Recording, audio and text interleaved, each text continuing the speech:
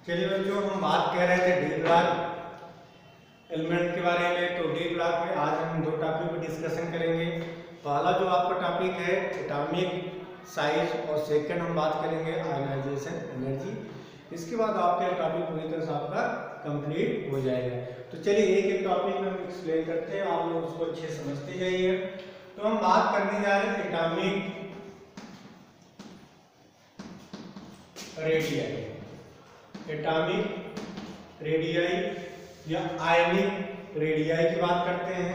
तो सबसे पहले हम बात करें तो इनकी जो एटॉमिक रेडियस की बात करें तो यहाँ पे आप टेबल देखेंगे तो आपका क्या होगा, एस ब्लॉक होता है, बीच में क्या होगा, डी ब्लॉक होगा, और इधर आप देखेंगे तो पी ब्लॉक है। तो जो डी ब्लॉक होता है ये आपका एस ब्लॉक है, ये पी ब्लॉक है, और ये आपका डी ब्लॉक है। तो आप पढ़े होंगे कि जैसे जैसे लेफ्ट टू राइट जाते हैं, लेफ्ट टू राइट जाते हैं, तो वहां पे आप देख रहे हैं जेड इफेक्टिव बढ़ता है। क्या बढ़ेगा, जेड इफेक्टिव। यदि जेड इफेक्टिव बढ़ रहा है तो साइज क्या होती है, साइज मानी क्या होगी, डिक्रीज होगी, जो कि आपने पढ़ा है। मीन्स अगर हम लेफ्ट से डी और डी से पी की तरफ जा रहे हैं तो साइज क्या हो रही है,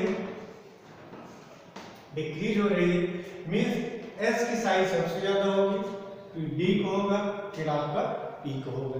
ये आपने नॉर्मल आपने 11 में रेट टेबल आपने पढ़ा है। अब हम बात करने जा रहे हैं डी ब्लॉक के बारे में। तो यहाँ पे दो चीज समझना, आपको समझना बहुत जरूरी। साइज जो होती है inversely proportional to z effective और directly proportional to screening effect. Z effective जितना ज्यादा होगा साइज उतनी छोटी होगी, और स्क्रीनिंग इफेक्ट जितना ज्यादा होगा साइज उतनी बड़ी होगी। जेड इफेक्टिव कब ज्यादा होगा, जब डी में इलेक्ट्रॉन बढ़ते चले जाएंगे तो हमारा जेड इफेक्टिव बढ़ेगा।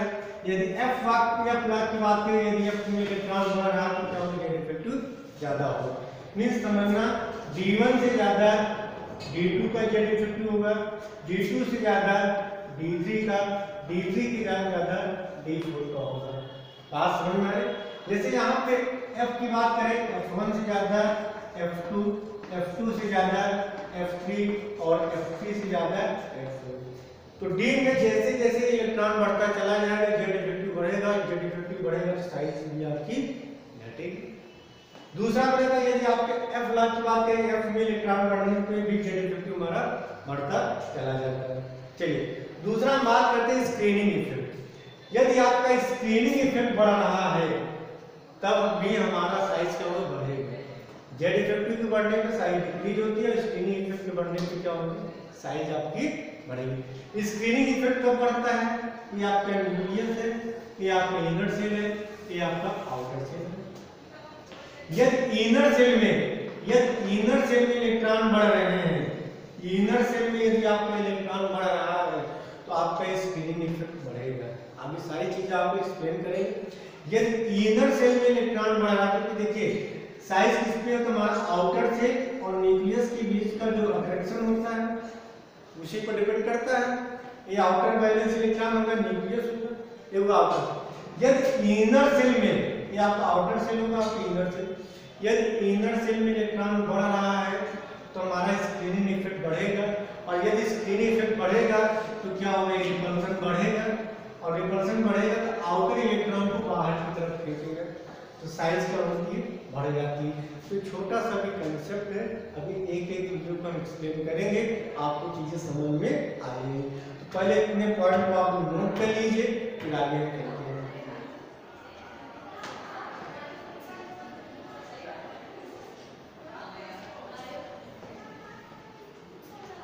चलिए आ जाइए, यहां तक तो आपको समझ में आ गया होगा।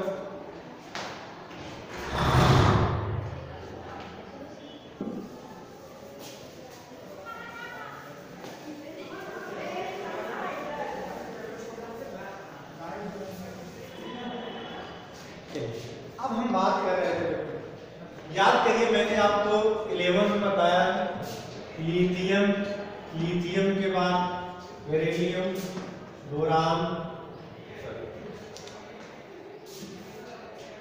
Lithium, beryllium, boron, carbon, nitrogen, oxygen, chlorine. याद करिए मैंने बताया तो लेफ्ट टू राइट जाते हैं, लेफ्ट टू राइट जा रहे हैं तो जेड इफेक्टिव आपका बढ़ता है। यदि जेड इफेक्टिव बढ़ेगा तो साइज क्या होगी, घटेगी। तो साइज का ऑर्डर क्या होना चाहिए, जो कि आपने 11 में आपने पढ़ा। यदि हम डी ब्लॉक की बात कर रहे हैं, डी ब्लॉक की बात करें तो हम बात करें scandium, titanium, vanadium, chromium, manganese, iron, cobalt, cobalt के बाद निकेल, कॉपर, जिंक। यदि यहाँ पे हम बात करें तो यहाँ पे वही कंसेप्ट होगा कि लेफ्ट टू राइट जाएगा तो एटॉमिक नंबर 21, 22, 23, 24, 25, 26, 27, 28, 29, 30। आप जैसे जैसे लेफ्ट टू राइट जा रहे हैं डी में इलेक्ट्रॉन क्या हो रहे हैं, बढ़ रहे हैं। या आप कह सकते हैं लेफ्ट टू राइट जा रहे हैं, एटॉमिक नंबर क्या हो रहा है, एटॉमिक नंबर एक के लिए एटॉमिक नंबर बढ़ रहा है। या कह सकते हैं कि डी में इलेक्ट्रॉन बढ़े हैं, यहाँ पे डी में 1 इलेक्ट्रॉन होगा, यहाँ पे क्या D1 होगा, यहाँ पे D2 होगा, यहाँ पे D3 होगा, यहाँ पे D5, आयरन का D6, D7, निकिल में क्या होता है D8, कॉपर में D10 और जिंक में क्या D10। आप देख रहे हैं नॉर्मल अगर देख रहे हैं तो लेफ्ट राइट जा रहे हैं, डी में इलेक्ट्रॉन बढ़ रहा है। यदि डी में इलेक्ट्रॉन बढ़ता है तो आपको पता होना चाहिए जेड इफेक्टिव बढ़ेगा, जेड इफेक्टिव भी बढ़ेगा। यदि जेड इफेक्टिव बढ़ रहा है तो साइज क्या होनी चाहिए, डिक्रीज होनी चाहिए। तो साइज का ऑर्डर क्या होना चाहिए, scandium, titanium, vanadium, chromium, manganese, iron, cobalt, nickel, copper, zinc. ये साइज का ऑर्डर होना चाहिए क्योंकि हमारा रूल यही कहता है कि आप देख रहे हैं डी में इलेक्ट्रॉन बढ़ रहा है, जब डी में इलेक्ट्रॉन बढ़ता है तो जेड इफेक्टिव बढ़ेगा। और जेड इफेक्टिव मतलब क्या होगा, न्यूक्लियर चार्ज बढ़ेगा। यदि न्यूक्लियर चार्ज बढ़ रहा है, समझना कि डी में इलेक्ट्रॉन बढ़ने को, ये आपका आउटर वैलेंस इलेक्ट्रॉन है, ये आपका न्यूक्लियस है, बात समझ में आ रही है। इनके बीच अट्रैक्शन होता है, जितना ज्यादा यहाँ पे अट्रैक्शन होगा साइज इतनी छोटी होती जाएगी, स्मॉल होती जाएगी, समझ में आ रहा होगा।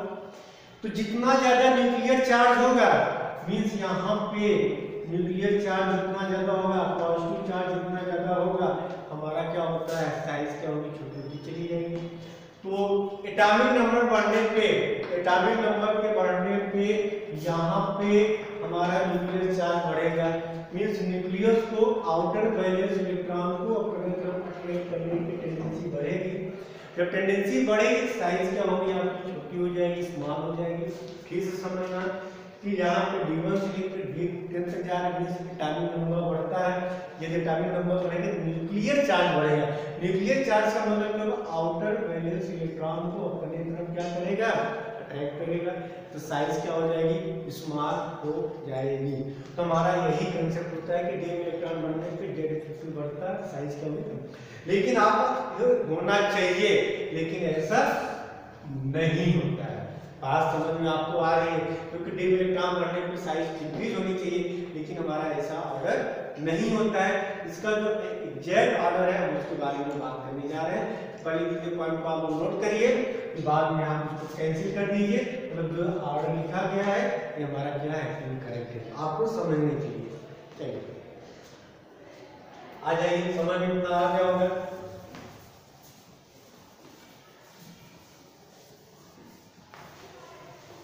अब आते हैं अगले पॉइंट पे। चलिए अब साइज का इसका जो हमारा जो एग्जैक्ट ऑर्डर क्या होता है समझना। यहाँ पे इसके साथ scandium, titanium, vanadium, chromium, manganese, iron, cobalt, nickel, copper, इसको नोट करिए। देखिए यहाँ पे जो साइज का जो ऑर्डर मिलता है तो हमारा क्या होता है, इर्रेगुलर ऑर्डर होता है। तो यहाँ पे समझ क्या होता है, scandium, titanium, vanadium, chromium, manganese, फिर क्या होगा, इन तीनों का क्या होता है, अप्रॉक्सीमेट होता है, फिर कॉपर, कॉपर के बाद जिंक। ये होता है हमारा साइज का ऑर्डर। अब यहाँ पे समझना, यदि हम डाटा की बात करें तो यहाँ पर जो हमारा एक्सपेरिमेंटल जो डाटा होगी, scandium, scandium, titanium, vanadium, chromium, manganese, फिर आयरन, फिर इन तीनों की साइज यहाँ पे समझना जो यहाँ पे अप्रॉक्सीमेट क्या होती है, सेम होती है। अप्रॉक्सीमेट क्या होती है, सेम होती है। ये आपको समझ में आ जाएगा। ऐसा क्यों होता है समझिए। देखिए साइज क्या होना चाहिए, स्कैंडियम से आपका कंटिन्यू डिक्रीज होना चाहिए। यहाँ तक साइज आपका डिक्रीज हो रहा है, यहाँ तक आपका एटॉमिक साइज क्या हो रहा है, सारे रीजन को एक्सप्लेन करेंगे। यहाँ तक एटॉमिक साइज क्या हो रही है, डिक्रीज हो रही है, देख रहे हैं। यहाँ तक साइज आपकी क्या हो रही है, डिक्रीज हो रही है। फिर यहाँ पे क्या है, आयरन, कोबाल्ट, निकिल की साइज क्या है, अप्रॉक्सीमेट सेम है। फिर साइज यहाँ पे देख रहे हैं क्या हो जा रही है, इंक्रीज हो जा रही है। साइज क्या हो जा रही है, इंक्रीज हो जा रही है। ऐसा क्यों है, पूरे रीजन को अच्छे से समझना। यहाँ पे देखिए पहले रीजन समझ लीजिए, फिर इसका समझ चीजें आपको आ जाएंगी। यहाँ पे D1 है, यहाँ पे D2 है, यहाँ पे D3 है, यहाँ पे D5, यहाँ पे भी क्या D5, यहाँ पे D6, यहाँ पे D7, यहाँ पे D8, यहाँ पे D10 और यहाँ पे D10 और 4S1। अब समझने की कोशिश करना बच्चों, तो ऐसा क्यों होता है कि यहाँ पर साइज डिक्रीज हो रही है, फिर आपका कांस्टेंट हो जा रहा है। क्या हो जा रहा है, साइज हमारी कांस्टेंट हो जा रही है, फिर साइज आपकी डिक्रीज कर जा रही है। ये रीजन समझना। यहाँ पे देखिए आपका न्यूक्लियस होता है, ये आपका इनर सेल होगा। एक एक रीजन को समझने की कोशिश करना। और ये हमारा क्या है, आउटर सेल। ये हमारा कौन सा सेल कहेंगे, इसे N S सेल बोलेंगे। इसे क्या बोलेंगे, N-1 D cell, inner cell बोलते हैं। ये आपका आउटर बैलेंस इलेक्ट्रॉन होगा। पहले समझना, यहाँ पे एक एक पॉइंट समझने की कोशिश करना बच्चों। ये आपका आउटर बैलेंस इलेक्ट्रॉन है, आपका न्यूक्लियस है। यहाँ पे जेड इफेक्टिव जितना ज्यादा होगा साइज उतनी डिक्रीज होगी। पॉइंट समझना। तो यहाँ पे की देखा गया कि डी में इलेक्ट्रॉन बढ़ने पे, डी में इलेक्ट्रॉन जैसे जैसे डी में इलेक्ट्रॉन बढ़ता है आपका जेड इफेक्टिव बढ़ता है। तो अगर आप इधर से इधर जा रहे हैं आपका जेड इफेक्टिव बढ़ रहा है। बात समझ में आ गई, जेड इफेक्टिव बढ़ रहा है। अब समझने की कोशिश करना, स्कैंडियम से जिंक तक जाएंगे जेड इफेक्टिव बढ़ेगा, जेड इफेक्टिव बढ़ेगा, साइज आपका डिक्रीज होगी। लेकिन यहाँ पे देख रहे हैं कि हमारा क्या इनर सेल है, इधर N-1 D सेल है। यहाँ पे एक इलेक्ट्रॉन था, यहाँ पे इलेक्ट्रॉन चार्ज नेगेटिव होगा, यहाँ पे पॉजिटिव होगा। ये तो D1 सेल है, तो यहाँ पे एक इलेक्ट्रॉन आएगा, एक इलेक्ट्रॉन आएगा। अब क्या होगा कि अभी तक जब तक एक इलेक्ट्रॉन यहाँ पे नहीं था, इस न्यूक्लियस का पूरा फोकस किस पे था, इस आउटर वैलेंस इलेक्ट्रॉन पे। तो क्या पूरा इसका पूरा इस पे था, तो क्या करेगा, यहाँ पे जेड इफेक्टिव ज्यादा होगा, इलेक्ट्रॉन को क्या करेगा, अट्रैक्ट करेगा। लेकिन जैसे यहाँ पे D1 आए, एक इलेक्ट्रॉन आया, यहाँ पे इलेक्ट्रॉन ये क्या करेगा, इसको रिपेल करेगा, मतलब स्क्रीनिंग का काम करेगा। मतलब इसको क्या करेगा, स्क्रीनिंग का काम करेगा। बात समझ में आ रही है, आप लेवल में बताएं बहुत अच्छे तरीके से।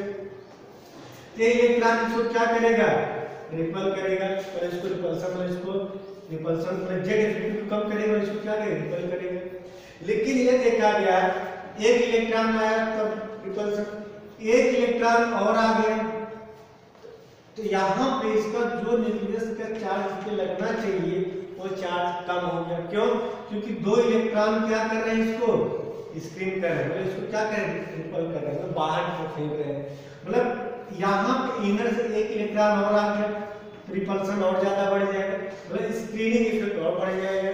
तो यहाँ पे देख रहे हैं कि D1, D2, D3, D5, D6। जैसे जैसे इनर सेल में इलेक्ट्रॉन बढ़ता चला जाएगा, पॉइंट सुनना, स्क्रीनिंग इफेक्ट बढ़ता चला जाएगा।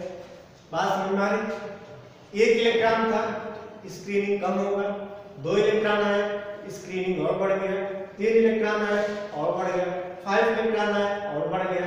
बात जैसे जैसे इनर सेल में इलेक्ट्रॉन बढ़ता चला जाएगा, इलेक्ट्रॉन इसको क्या करेगा, रिपल करेगा, इसको बाहर तरफ फेंकेगा।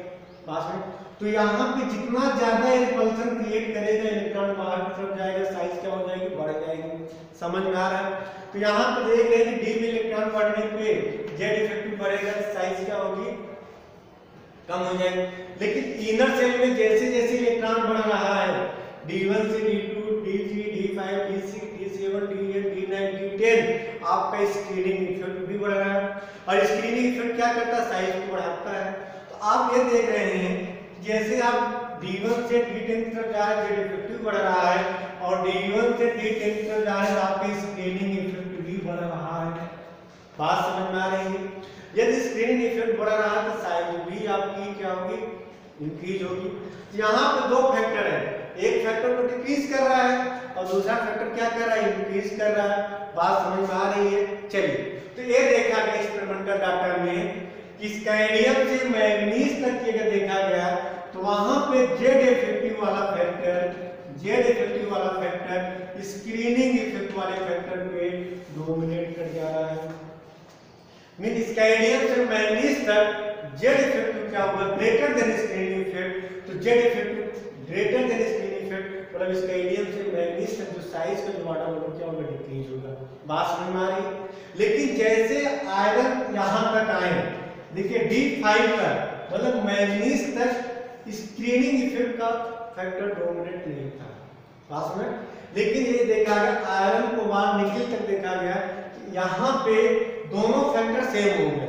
मींस यहाँ पे Z effective equal to screening effect, यहाँ पे जेड इफेक्टिव और स्क्रीनिंग इफेक्ट दोनों क्या हो गए, इक्वल हो गए। बात समझ में आ रही है? तो जब इक्वल हो गए, दोनों फैक्टर सेम हो गए, तो यहाँ पे साइज भी हमारी क्या होगी, अप्रॉक्सीमेट इक्वल हो गई। लेकिन जैसे कॉपर जिंक की बात करें तो यहाँ पे D10 आ गया, इस नंबर ऑफ इलेक्ट्रॉन बहुत ज्यादा आ गए, तो जेड इफेक्टिव वाला फैक्टर क्या होगा, लेस हो जाएगा, और स्क्रीनिंग वाला फैक्टर क्या होगा, डोमिनेट कर जाएगा। मींस साइज क्या होगी, इलेक्ट्रॉन बाहर की तरफ जाएगा। तो यहाँ से कॉपर और जिंक में देखा गया स्क्रीनिंग इफेक्ट वाला फैक्टर जेड इफेक्टिव वाले में क्या हो गया, डोमिनेट कर गया। बात समझ में आ रही है? तो यहाँ से स्कैंडियम से मैग्नीज तक क्या होता है, जेड इफेक्टिव ज्यादा होता है स्क्रीन इफेक्ट से, इस वजह से साइज आपकी क्या होगी, डिक्रीज होगी।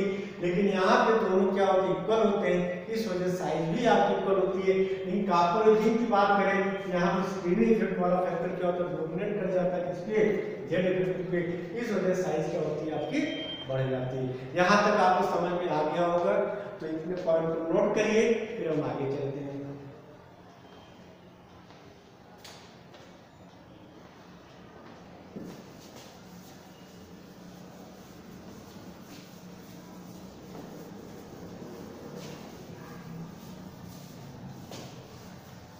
चलिए, आपको समझ में आ गया होगा बच्चों। अब आ जाइए साइज की बात करते हैं। यहाँ तक तो समझ में आ गया होगा। अच्छा, आप लोगों ने पढ़ा होगा 11th में, 12th में काफी पढ़ा है, जैसे लिथियम, सोडियम, पोटेशियम, Rb, अगर टॉप टू बॉटम आते हैं तो क्या होता है, नंबर ऑफ सेल आपका क्या होता है, इंक्रीज होता है। ये second period, third, fourth, fifth, sixth period है, तो नंबर ऑफ सेल इंक्रीज होता है, साइज क्या होगी, इंक्रीज होगी। बात समझ में आपको आ रही होगी। आपने देखा ऊपर से नीचे आते हैं तो साइज आपकी क्या होती है, इंक्रीज होती है, क्योंकि नंबर ऑफ सेल भी बढ़ता है जब पीरियड आपका बढ़ जाता है, सेकंड पीरियड, थर्ड, फोर्थ। बात समझ? तो यहाँ पर हम 3D अगर बात करें, ट्रांजिशन मेटल की बात करें, तो यहाँ थोड़ा समझने की कोशिश करना बच्चों। चलिए, यहाँ थोड़ा समझ, यहाँ पर देखिए स्कैंडियम, इसके लिए terbium, lens, titanium, zirconium, Nb, tantalum,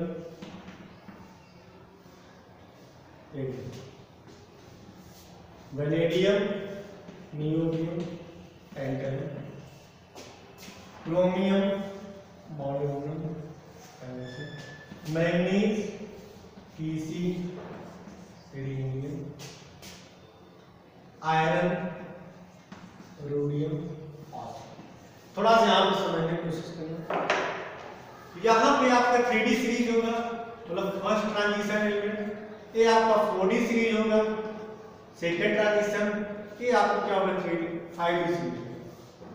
यहाँ पे इसका एटॉमिक नंबर था 21, यहाँ पे क्या होगा 22, 23, 24 करके, यहाँ पे आपके एटॉमिक नंबर 39, 40, 41, यहाँ पे था 57 और 57 के बाद यहाँ पे आ गया 72, 73, 74, 75। तो यहाँ पे 21 बाद 22 आया, 39 के बाद क्या है 40 आया, यहाँ पे 57 बाद सीधे क्या आ गया 72 आ गया। मीन्स यहाँ पे बीच में किसकी एंट्री हो जाती है 4f क्या जाती है, मीन्स यहाँ पे f लाके मतलब HF में जब इलेक्ट्रॉनिक कॉन्फ़िगरेशन करेंगे यहाँ पे 4f की एंट्री हो जाती है। अब आपको पता है कि f में क्या होता है पुअर शील्डिंग होगा, और जितना ज्यादा पुअर शील्डिंग होता है जेड इफेक्टिव उतना ज्यादा होगा, तो साइज हमारी क्या होती है डिक्रीज कर जाती है। फिर समझना यहाँ पे स्कैडियम इन सब की बात करें लेंथनम, बाकी 3D 4D सीरीज की बात करें तो यहाँ पे हमारा f ब्लॉक नहीं आएगा। इनका अगर आप इलेक्ट्रॉनिक कॉन्फ़िगरेशन लिखेंगे तो यहाँ पे f ब्लॉक एंटर नहीं होती। लेंथनम 5D लेंथनम को छोड़ के बाकी इधर जितने भी होते हैं सब में किसकी एंट्री हो जाती है f ब्लॉक। और f ब्लॉक क्या होता है हमारा पुअर शील्डिंग होता है। पुअर शील्डिंग मतलब क्या होता है जेड इफेक्टिव बढ़ जाएगा, और जेड इफेक्टिव मतलब क्या होता है साइज आपकी डिक्रीज कर जाएगी, ये आपको पता होना चाहिए। यदि हम साइज की बात करें तो यहाँ पे हम नॉर्मल केस की बात करें तो अभी मैंने यहाँ पूरा टॉप टू बॉटम आते हैं साइज आपको क्या होती है इंक्रीज करनी चाहिए। मतलब आपका साइज का ऑर्डर क्या होना चाहिए 3D की बात क्या होना चाहिए 4D की बात क्या होनी चाहिए 5D, लेकिन ऐसा नहीं होता। आप एग्जाम में पूछा क्या जाता है तो उसको फोकस करिए। टाइटेनियम से जर्कोनियम, जर्कोनियम से HF आएंगे तो साइज का ऑर्डर क्या होता है समझना। यहाँ पे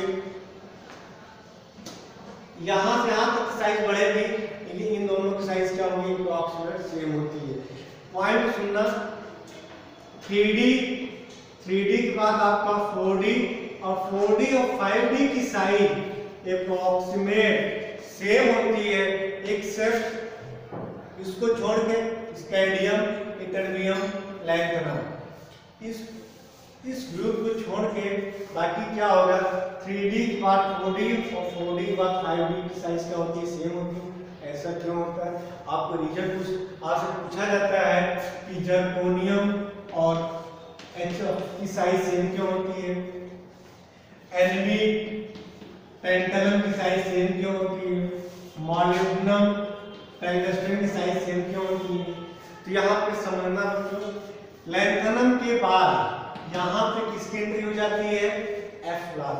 आपको पता है f ब्लॉक की वजह से क्या होता है पुअर शील्डिंग होती है, और पुअर शील्डिंग की वजह से टाइटेनियम से जर्कोनियम आएंगे साइज बढ़ जाती है, लेकिन यहाँ पे क्या आ जाएगा 4f आ जाता है, और 4f क्या होता है पुअर शील्डिंग आता है, और पुअर शील्डिंग की वजह से जेड इफेक्टिव बढ़ जाता है, और जेड इफेक्टिव की वजह से साइज क्या होती है डिक्रीज कर जाती है। तो आप रीजन क्या बताएंगे लैंथेनाइट कंट्रैक्शन। नोट कर लीजिए, आपसे पूछा जाएगा कि जर्कोनियम HF की साइज सेम क्यों होती है, आप बताएंगे ड्यू टू लैंथेनाइट कंट्रैक्शन। सिर्फ एक लाइन का आंसर बताना है लैंथेनाइट कंट्रैक्शन।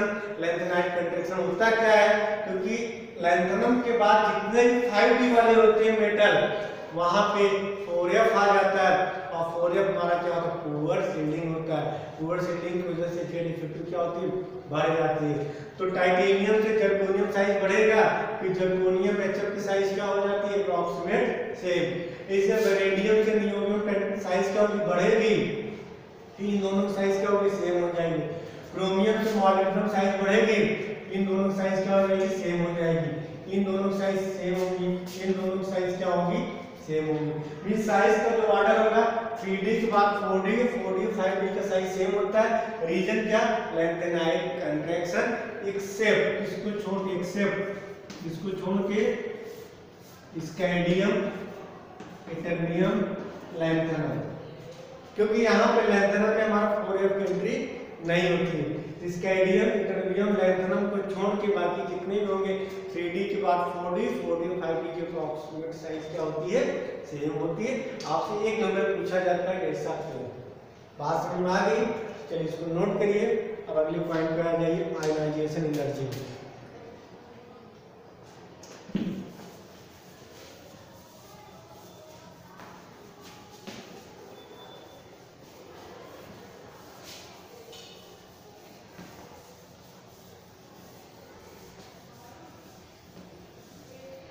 चलिए अब हम बात करेंगे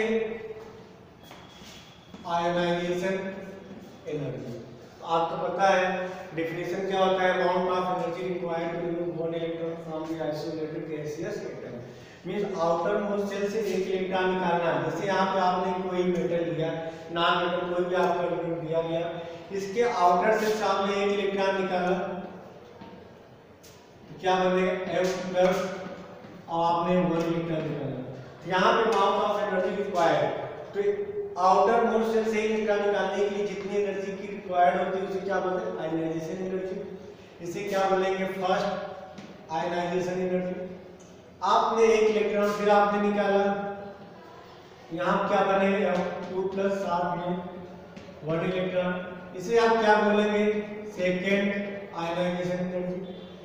फिर आपने एक इलेक्ट्रॉन आपने फिर निकाला तो क्या बनेगा, M3+, इसे क्या बोलेंगे, थर्ड आयनाइजेशन एनर्जी।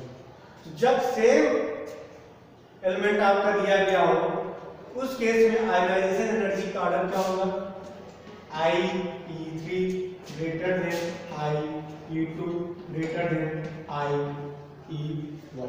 जैसे यहाँ मैंने एग्जांपल लिया मैग्नीज, मैग्नीज रहने दीजिए, आप सिंपल से दूसरा लीजिए। आपने क्रोमियम लिया, क्रोमियम से आपने एक इलेक्ट्रॉन आपने निकाला, क्या बनेगा, क्रोमियम+। थोड़ा समझ लीजिए बच्चों, यहाँ पे 3D5 4s1 यही होता है। ये तुरंत एक इलेक्ट्रॉन निकाल क्या गेन कर लेगा, हाफ फील्ड गेन कर लेगा। आपने एक इलेक्ट्रॉन निकाला है, आपने इसे बोला फर्स्ट आयनाइजेशन एनर्जी। अब यहाँ क्या बचेगा, 3D5 से आपने एक इलेक्ट्रॉन फिर आपने निकाला, क्या बने, क्रोमियम 2+, इसे आप क्या बोलेंगे, सेकेंड आयनाइजेशन एनर्जी। और यहाँ पे आप बोलेंगे 3D4 बचेगा। फिर आपने एक इलेक्ट्रॉन निकाला, क्या बने, क्रोमियम 3+, आपने एक इलेक्ट्रॉन निकाल दिया, यहाँ पे भी आपने एक इलेक्ट्रॉन निकाल दिया, इसे आपने बोला थर्ड आयनाइजेशन एनर्जी। अब थोड़ा समझना, यहाँ पे आप लोग कंफ्यूज मत होइएगा। क्रोमियम से आपने एक इलेक्ट्रॉन निकाला, इसे बोला गया फर्स्ट आयनाइजेशन एनर्जी। फिर आपने एक इलेक्ट्रॉन निकाला, सेकेंड, फिर आपने निकाला थर्ड आयनाइजेशन एनर्जी। अब देखिए अगर आयनाइजेशन एनर्जी की बात करें तो थर्ड आयनाइजेशन सबसे ज्यादा होगा, फिर आपका सेकेंड होगा, फिर आपका फर्स्ट होगा।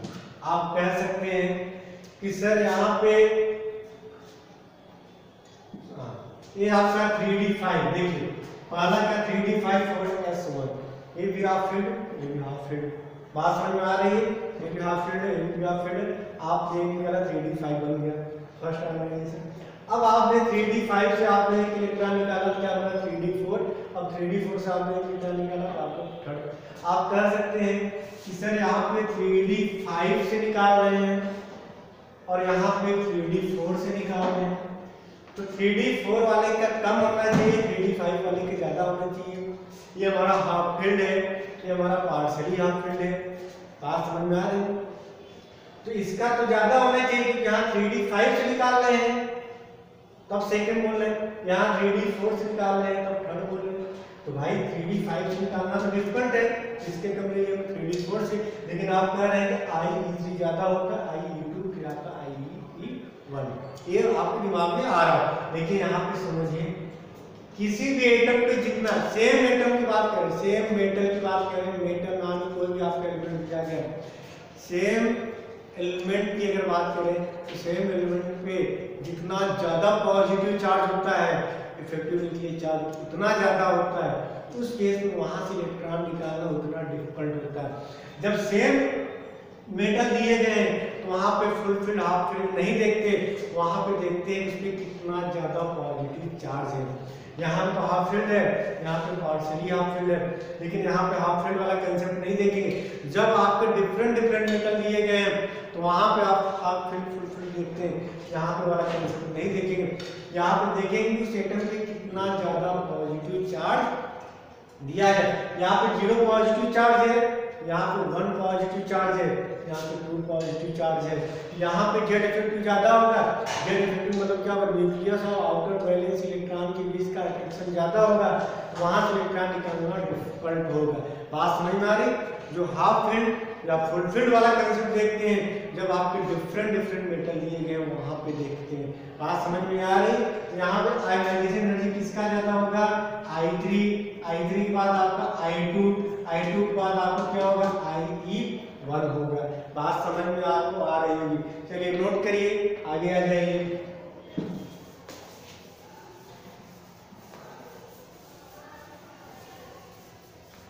जैसे कि आपसे कहा जाए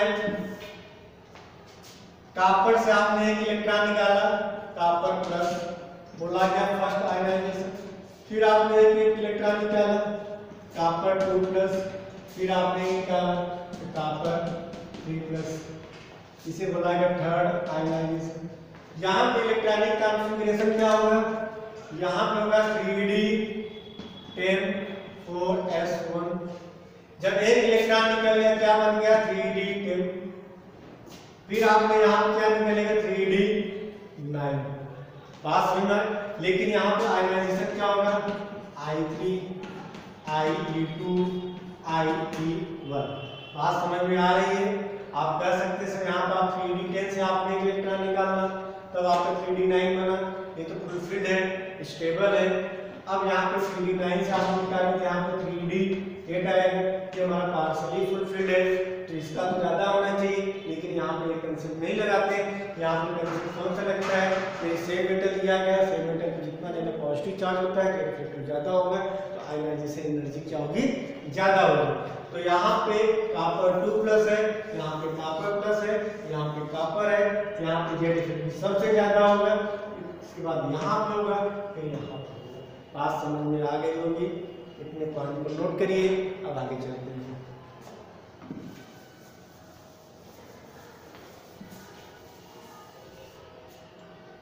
चलिए, अब तो यहाँ तक समझ में आपको आ गया होगा। अभी तक मैंने बताया कि आपने पढ़ा होगा ionisation energy inversely proportional to size, यही होना चाहिए। आपका आयनाइजेशन एनर्जी का ऑर्डर क्या होना चाहिए, देखिए पहले समझना। अभी मैंने साइज का ऑर्डर किया, scandium, titanium, vanadium, chromium, manganese, फिर iron, cobalt, nickel, copper, zinc. ये था साइज का ऑर्डर। ये किसका ऑर्डर लिखा गया बच्चों, साइज का। इसका उल्टा क्या होगा, आयनाइजेशन एनर्जी। आयनाइजेशन क्या होना चाहिए, scandium, scandium, titanium, vanadium, chromium, manganese, iron, cobalt, nickel. उल्टा हो जाएगा कॉपर, कॉपर के बाद जिंक। ये आपका होना चाहिए, लेकिन ऐसा नहीं होता। बात समझ में आ रही है? अब क्यों नहीं होता, अब थोड़ा समझिए। तो यहाँ पे जो एक्सपेरिमेंटल डाटा है वो क्या है, थोड़ा समझिए और थोड़ा सा आप याद करने की कोशिश करिए। यहाँ पे जो एक्सपेरिमेंटल डाटा जो मिला है वो देखिए, स्कैंडियम, स्कैंडियम के बाद टाइटेनियम, टाइटेनियम का वैनेडियम से ज्यादा, फिर क्या होगा आपका क्रोमियम, क्रोमियम के बाद मैग्नीज, मैग्नीज के बाद आपका आयरन, आयरन के बाद आपका क्या है कोबाल्ट, कोबाल्ट के बाद निकेल, निकेल के बाद आपका कॉपर, कॉपर के बाद आपका जिंक। यहाँ पे देखिए आज दोनों का अप्रॉक्सीमेट्स इक्वल भी होते हैं। यहाँ पे कॉपर और जिंक का आयनाइजेशन एनर्जी ज्यादा क्यों हो जाता है, क्योंकि यहाँ पे देखिए इसका इलेक्ट्रॉनिक कॉन्फ़िगरेशन क्या होता है, 3D10। 4s1, यहाँ पे होगा 3d10 4s2। ये हमारा क्या होता है, पूरी तरह से क्या होता है, फुलफिल्ड कंडीशन हो जाता है। चलिए अब आपकी एग्जाम में पूछा क्या जाता है, इसको नोट कर लीजिए। चलिए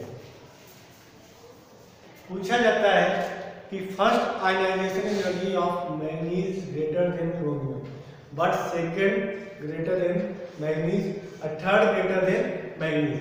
मींस यहाँ पे आप एग्जाम में पूछा जाता है कि फर्स्ट आयनाइजेशन एनर्जी जो होता है मैग्नीज का क्रोमियम से ज्यादा है, सेकंड आयनाइजेशन क्रोमियम का मैग्नीज से, और थर्ड आयनाइजेशन मैग्नीज का क्रोमियम से क्यों है, ये आपको एग्जाम में पूछा जाता है। तो इसको थोड़ा समझने की कोशिश करिएगा। चलिए पहले मैग्नीज की बात करें, इसको नोट करिए, फिर मैं धीरे बता रहे हैं, नोट कर लिए होंगे। चलिए मैग्नीज की बात कर रहे हैं, तो मैग्नीज के इलेक्ट्रॉनिक कॉन्फ़िगरेशन क्या होगा, 3d5 4s2। यहाँ पे समझना 1 2 3 4 5 और ये आपका 4s2। आपने मैग्नीज से एक इलेक्ट्रॉन आपने निकाला, इसे क्या बोलेंगे, फर्स्ट आयनाइजेशन, क्या बनेगा, मैग्नीज प्लस। इलेक्ट्रॉन कहाँ से निकलेगा, एस से निकलेगा। देखिए आप क्या बन जाएगा, 3d5 4s1, यही बनेगा। बना लीजिए पहले यहाँ पे 1 2 3 4 5। बात समझ में आ रही। चलिए अब आपने यहाँ से एक इलेक्ट्रॉन आपने फिर निकाला, इसे क्या बोलेंगे, सेकेंड आयनाइजेशन एनर्जी। यहाँ क्या बनेगा, मैग्नीज 2 प्लस, फिर क्या है यहाँ क्या बनेगा, 3d5 एंड 4s0 मतलब डी में कितने इलेक्ट्रॉन, 1 2 3 4 5। आपने एक इलेक्ट्रॉन फिर आपने निकाला, इसे क्या बोलेंगे, थर्ड आयनाइजेशन। यहाँ क्या बन जाएगा, मैग्नीज, यहाँ क्या बनेगा 3d4। इतना नोट करिए, नीचे आ जाइए, क्रोमियम पे आ जाइए। क्रोमियम इलेक्ट्रॉनिक कॉन्फ़िगरेशन क्या होता है, 3d5 4s1। डी में कितने ऑर्बिटल होंगे, 5 1 2 3 5 1 2 3 4 5 और एस में कितने हैं, 1। आपने एक इलेक्ट्रॉन निकाला, क्या बोलेंगे, फर्स्ट आयनाइजेशन, यहाँ क्रोमियम प्लस, यहाँ क्या बचेगा, 3d5 4s0 1 2 3 4 5। आपने एक इलेक्ट्रॉन फिर निकाला, क्या बोलेंगे, सेकेंड आयनाइजेशन। यहाँ क्या बनेगा, क्रोमियम 2 प्लस, क्या हो जाएगा, 3d4 1 2 3 4 1 2 3 4। समझ में आ रहा है, 4। आपने एक इलेक्ट्रॉन फिर निकाला, इसे क्या बोलेंगे, थर्ड आयनाइजेशन क्रोमियम। तो यहाँ क्या बनेगा, 3d3। अब यहाँ थोड़ा समझने की कोशिश करें। आपसे कहा गया है कि फर्स्ट आयनाइजेशन एनर्जी मैग्नीज का क्रोमियम से ज्यादा है, क्यों? यहाँ पे देखिए इसका इलेक्ट्रॉनिक कॉन्फ़िगरेशन क्या है, 3d5 4s2, क्रोमियम का 3d5 4s1। यहाँ पे इलेक्ट्रॉन कहाँ से निकला, एस से निकलेगा। यहाँ फुलफिल्ड है, हाफ फील्ड है, ये हमारा फुलफिल्ड है, और यहाँ पे क्या है, हाफ फील्ड। ये क्या करेगा, एक इलेक्ट्रॉन आसानी से क्या करेगा, लॉस कर देगा, और क्या गेन कर लेगा, 3d5। और 3d5 हमारा क्या होता है, स्टेबल होता है। लेकिन यहाँ पे देखिए हमारा स्टेबल है और एस भी स्टेबल है, यहाँ ऑलरेडी फुलफिल्ड है। ये क्या यहाँ से इलेक्ट्रॉन निकालना डिफिकल्ट होगा, नहीं होगा। यहाँ पे 4s से इलेक्ट्रॉन निकालना डिफिकल्ट होगा, किसके कंपैरिजन 4s1 से, क्योंकि 4s1 एक इलेक्ट्रॉन इजीली क्या करेगा, लॉस करके क्या बना लेगा, 3d5 ऑक्सीडेंट। मतलब ये हमारा अनस्टेबल से स्टेबल की तरफ जाएगा, तो आसानी से इलेक्ट्रॉन निकालेगा। तो इलेक्ट्रॉन निकालने के लिए हमें कम एनर्जी देनी पड़ेगी। लेकिन ये हमारा हाफ फील्ड है, एक फुल फील्ड है, तो क्या होगा, स्टेबल होगा। स्टेबल से अनस्टेबल तो जाना नहीं जाएगा, तो स्टेबल से अनस्टेबल जाने के लिए यहाँ पे एस से इलेक्ट्रॉन निकालने के लिए आपको बहुत ज्यादा एनर्जी देनी देनी पड़ेगी। इस वजह से मैंगनीज का फर्स्ट आयनाइजेशन एनर्जी क्रोमियम से ज्यादा होता है। आपको समझ में आ गया होगा। चलिए अब सेकंड आपसे पूछा जाता है कि सेकंड आयनाइजेशन एनर्जी क्रोमियम का मैंगनीज से क्यों ज्यादा है। अब समझना, यहाँ पे क्या लिखा है 3d5 4s1 और यहाँ पे 3d5 है। ये तो पूरी तरह से हाफ फील्ड है, स्टेबल है। क्या 3d5 3d4 में जाना चाहेगा? नहीं चाहेगा। स्टेबल अनस्टेबल की तरफ नहीं जाना चाहेगा। तो यहाँ से इलेक्ट्रॉन निकालने के लिए आपको ज्यादा एनर्जी देनी पड़ेगी। लेकिन यहाँ पे क्या है 3d5 4s1, ये तुरंत एक इलेक्ट्रॉन क्या करेगा, लॉस करके क्या बना लेगा 3d5 और क्या हो जाएगा, स्टेबल हो जाएगा। बात समझ में आ रही है? तो सेकेंड आयनाइजेशन क्रोमियम का ज्यादा होगा क्योंकि यहाँ पे 3d5 है, यहाँ पे 3d5 4s1 है। ये हमारा स्टेबल है, ये हमारा अनस्टेबल है। अनस्टेबल स्टेबल की तरफ होना चाहेगा, मींस यहाँ पे कम एनर्जी रिक्वायर्ड होगी और यहाँ पे ज्यादा होगी। चलिए थर्ड आपसे पूछा गया है कि थर्ड आयनाइजेशन एनर्जी मैंगनीज का क्रोमियम से ज्यादा है। अब समझना, अब यहाँ पे 3d5 क्या होगा, हाफ फील्ड होगा। ये 3d4 है, ये हमारा क्या पार्शियली हाफ फील्ड है, ये हमारा क्या हाफ फील्ड। और आपका half field is more stable then partially half field. तो 3d5 से इलेक्ट्रॉन निकालना डिफिकल्ट होगा इससे 3d4 के कंपैरिजन में। मींस थर्ड आयनाइजेशन मैंगनीज का ज्यादा होगा। बात समझ में आ रही है? चलिए दूसरा आपको खुद करना है। आपसे पूछा जाता है कि फर्स्ट आयनाइजेशन एनर्जी जो होता है वो जिंक का कॉपर से ज्यादा होता है, लेकिन सेकंड जो है कॉपर का जिंक से क्यों है। मतलब first ionization energy zinc greater than copper, second ionisation energy copper का जिंक से ज्यादा है। यहाँ पे क्या होगा, फर्स्ट में 3d10 4s2, यहाँ पे क्या होगा 3d10 4s1। भाई ये फुल फील्ड है, फुल फील्ड है, स्टेबल होगा। ये क्या फुल फील्ड है, हाफ फील्ड है, इलेक्ट्रॉन आसानी से पास करेगा। लेकिन सेकंड की बात करें तो क्या बनेगा 3d10 आ जाएगा और ये क्या आ जाएगा 3d10 और 4s1। ये तुम्हारा स्टेबल होगा, ये अनस्टेबल होगा, यहाँ से इलेक्ट्रॉन निकालना डिफिकल्ट होगा इसके कंपैरिजन में जिंक से। तो समझ में आपको आ गया होगा। इस तरह आपका डी ब्लॉक बिजनेस आपका कंप्लीट हो गया। अब अगले लेक्चर में बात करेंगे लेंथ एंड लाइट के बारे में या 4f के बारे में। तो आज के लेक्चर इतना, थैंक यू।